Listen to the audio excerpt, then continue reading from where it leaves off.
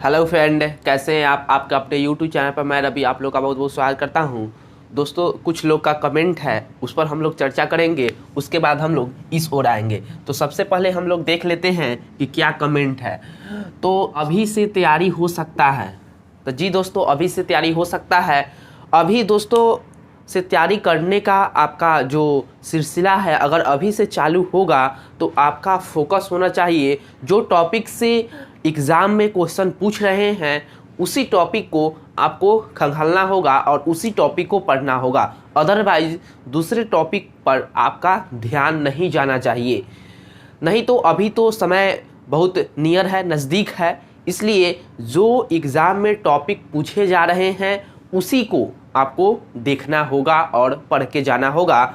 और दोस्तों, अगर बात कर ले प्रीवियस ईयर क्वेश्चन से आपको यह पता लग जाएगा कि कौन कौन से टॉपिक से क्वेश्चन पूछे जा रहे हैं और उस टॉपिक पर आपको कमांड बनाकर जाना होगा। और पूरे कंटिन्यूटी में 15 से 16 घंटा अभी से जो तैयारी कर रहे हैं उनके लिए मैं कहना चाहता हूं, अभी से 15 से 16 घंटा आप दीजिएगा तो ज़रूर आपका सिलेक्शन हो जाएगा निश्चित तौर पे।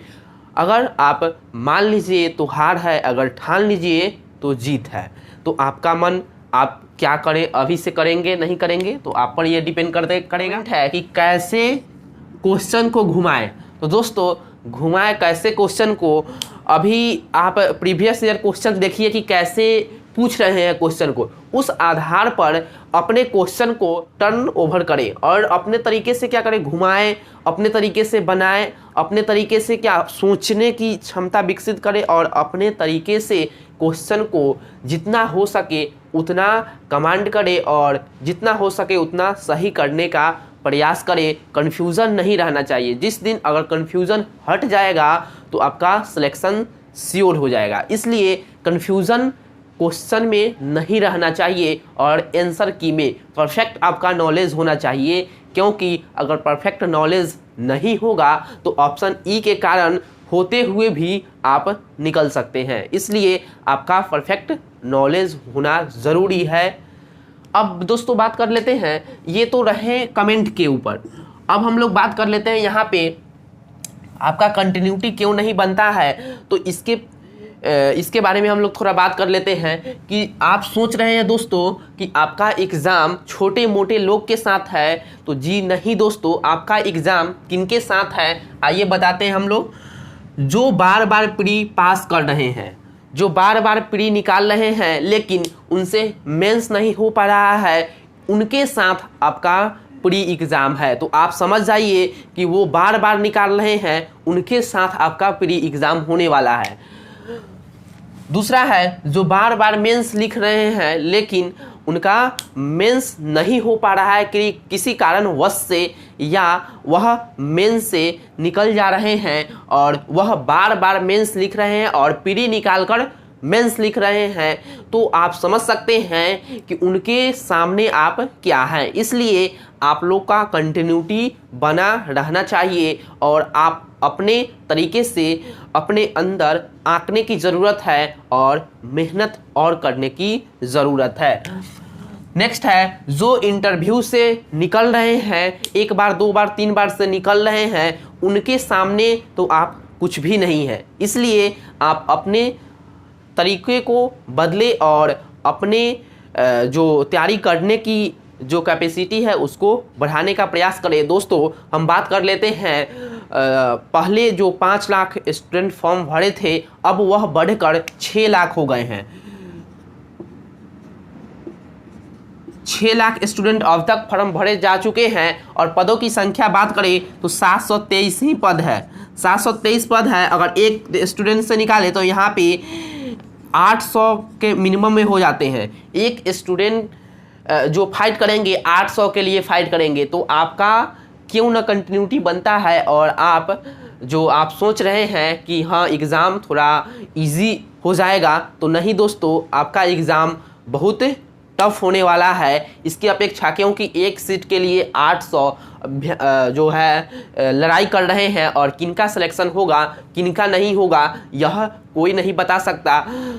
अब बात कर लेते हैं कि चौथा नंबर जिनका अंतिम बार है जिनका अंतिम बार अटेम्प्ट है, जिनका अंतिम बार यह प्री एग्ज़ाम है, जिनका अंतिम बार उनका उम्र समाप्त हुआ, अटेम्प्ट समाप्त हुआ, वो तो उनके सामने आप क्या है, वो तो जी तोड़ मेहनत करेंगे और कोशिश करेंगे कि फर्स्ट बार में ही तीनों क्वालिफाई करें, प्री मेंस और इंटरव्यू।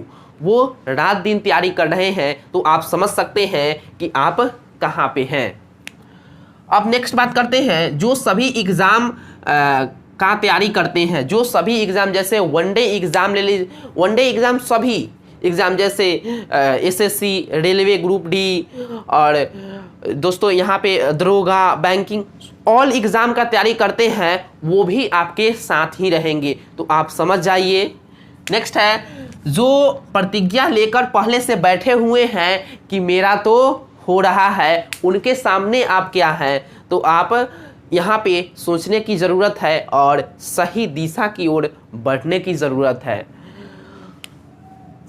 जो जॉब में हैं पहले से और वह ऊंचे पदों के लिए जाना चाहते हैं, उनके साथ आपका एग्ज़ाम है, तो आप समझ जाइए ऑलरेडी वह बन चुके हैं, उनको और ऊंचे पद पर जाना है, उनके साथ आपका एग्ज़ाम है और वह क्वालिफाई निश्चित तौर पे उनका हाथ है कि वह फर्स्ट अटेम्प्ट में ही क्वालिफाई करे। वो प्रतिज्ञा लेकर बैठ चुके हैं कि मेरा तो सिलेक्शन हो रहा है और उनके सामने आप क्या है, यहाँ पे मोटिवेट करने की ज़रूरत है अपने आप को और अपने आप से चलने की ज़रूरत है।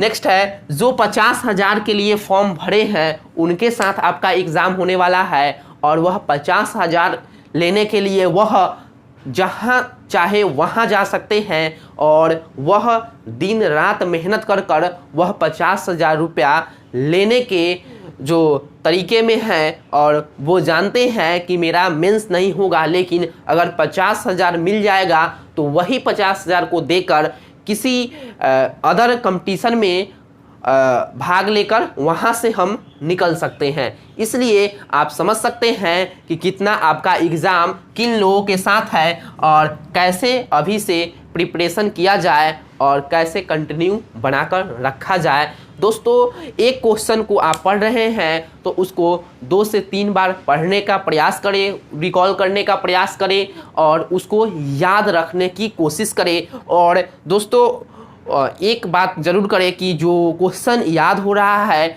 उसको अपने से लिखने का प्रयास भी करें, क्योंकि जबले आप लिखेंगे नहीं तबले आपका जो है याद वह नहीं रह पाएगा। याद हुआ क्वेश्चन आपको जो 1-2 दिन, 3 दिन, 4 दिन रहेगा, फिर आप भूल जाएंगे। इसलिए उसको जितना हो सके उतना लिखने का प्रयास करें और आपको मेंस भी देना है, क्योंकि प्री एग्ज़ाम आपका सिलेक्शन हो जाएगा तो आप मेंस देंगे। तो आप लोग जानते हैं कि मेंस एग्ज़ाम में लिखना होता है, जबले आप लिखेंगे नहीं तबले आपका सिलेक्शन नहीं होगा। आई होप यह वीडियो पसंद आया होगा।